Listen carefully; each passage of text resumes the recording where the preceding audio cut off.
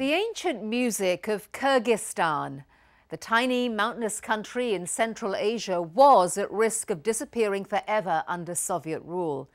But now the country's rich musical heritage is witnessing a revival.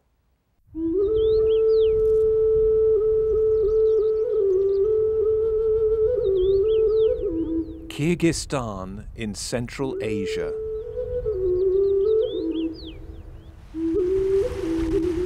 Its music is rooted in the ancient spirit of nomads and the elemental energies of mountains, lakes, and pristine grasslands. I think that through music, you can understand the soul of a nation. Music is like an identity card for any nationality. But that identity came under threat when the centuries-old music of Kyrgyzstan, which was then part of the Soviet Union, was forced to conform to socialist themes and to glorify Soviet achievements. And yet, the ancient roots would not die. And now musicians like Nurlan Nishanov are breathing new life into the old forms.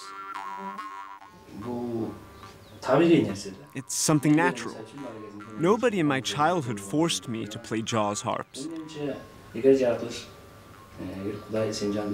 I think if nature and God put a talent inside you, you'll start playing. When I go to the high mountains, new melodies come to mind.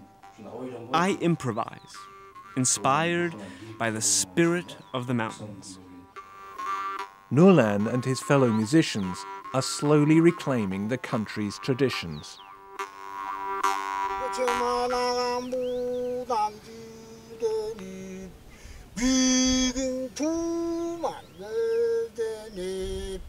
This work to preserve Kyrgyz heritage is supported by the Aga Khan Trust for Culture, and it's a priority for the United Nations Cultural Agency, UNESCO.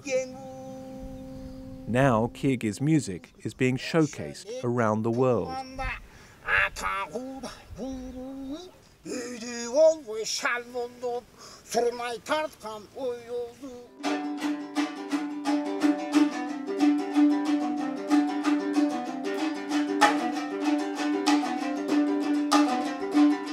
A key part of the country's musical heritage is the komuz, a three-stringed lute.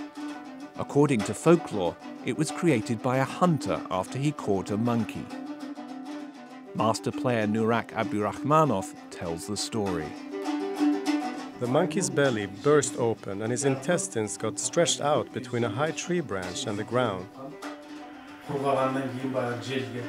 When it dried, a wind came up and the intestines made a magical sound. And the hunter got the idea of using his intestines to make an instrument.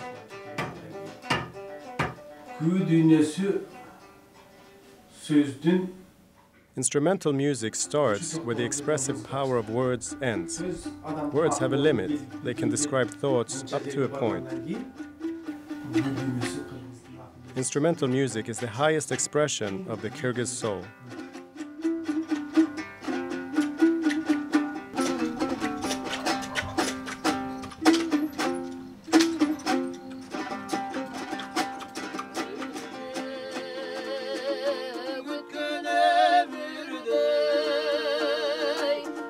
But a music whose soul lies in the country's rural past must now adapt to a very different world.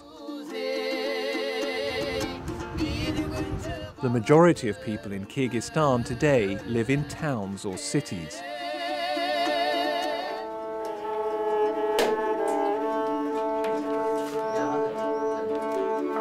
But for Nurlan Nishanov, this is an opportunity to do more than simply rescue the music. He's taking it in new directions.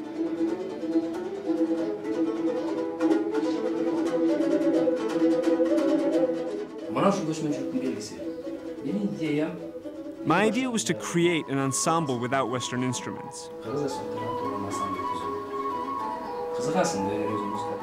If you're a musician, it's interesting to combine Western musical knowledge about composition and techniques with our traditional music, and to play all this in a new way.